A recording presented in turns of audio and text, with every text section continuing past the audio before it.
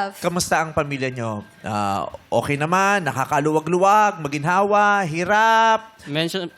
Minsan po medyo kinakapos. Saan? Sa pera po.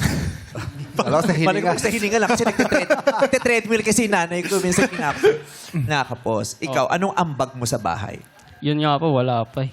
Bala ko po talaga maghanap ng work pagtapos na itong training ko po.